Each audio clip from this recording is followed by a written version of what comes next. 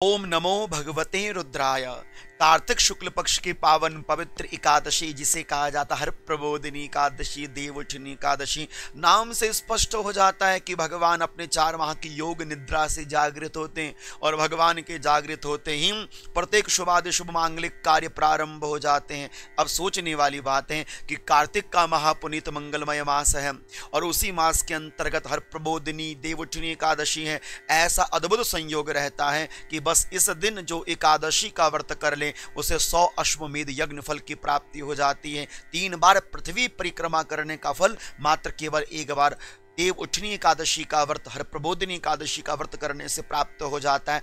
अब जो व्रत करना चाहते हैं हम वह व्रत कैसे करेंगे और जो व्रत करने में असमर्थ हैं उन्हें व्रत का फल कैसे प्राप्त होगा। देवउठनी एकादशी 1 नवंबर अथवा 2 नवंबर कब करनी चाहिए, इस बात की जानकारी भी आपको होनी चाहिए। कंफ्यूजन है 1 या 2 के बीच में। और देवउठनी एकादशी के दिन ये 4 तुलसी के काष्ठ से, तुलसी के पत्र से, तुलसी की माला से और तुलसी काष्ठ के माध्यम से घिसे हुए चंदन से भगवान का विशेष पूजन फलदायी होगा। कैसे होगा इस वीडियो के माध्यम से जानने का प्रयास कीजिएगा। सर्वप्रथम यह जान लीजिए कि एकादशी का व्रत हमें किस प्रकार से करना चाहिए। देवउठनी एकादशी का व्रत करने वाले साधक को चाहिए कि वो एकादशी से एक दिन पहले दशमी तिथि में अपने आप को निर्मल बनाए, सच बनाए, एक समय का आहार ग्रहण करे, यदि सामर्थ्य हो तो एक समय का एक भुक्त आहार लेना चाहिए।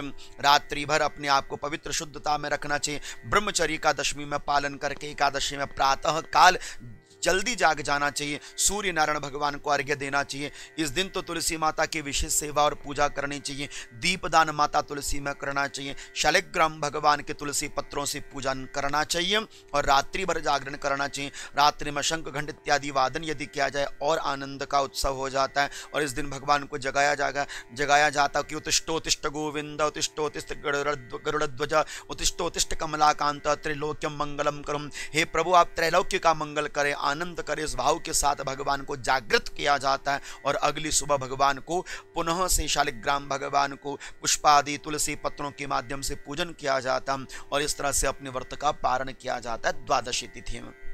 अब यहाँ पर यह समझना है कि हमने देवउठनी एकादशी का व्रत 1 नवंबर अथवा 2 नवंबर को करना चाहिए। तो यहाँ पर आपको संक्षिप्त विधान से मैं आपको बड़ी सरलता से समझा दूं कि आपने हर प्रबोधिनी एकादशी का व्रत, देवउठनी एकादशी का व्रत 1 नवंबर को करना चाहिए। आप कहेंगे 1 नवंबर को कैसे करना चाहिए, तो यहाँ पर ये ध्यान रखने वाली बात यह है कि 1 नवंबर सन 2025 को सुबह 9:11 से एकादशी तिथि प्रारंभ हो जाएगी और एकादशी की जो तिथि की समाप्ति है वह प्रातः काल 2 नवंबर को 7:31 में एकादशी तिथि पूर्ण हो जाएगी।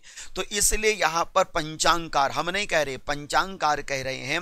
प्रत्येक पंचांग का यह कथन है कि जो भी गृहस्थी व्यक्ति हैं उन्हें देवउठनी एकादशी का व्रत 1 नवंबर को ही करना चाहिए। मन में यह शंका भी आएगी कि दशमी तिथि भी तो व्याप्त है, किंतु यहाँ पर एकादशी और द्वादशी का संगम हो जाता है।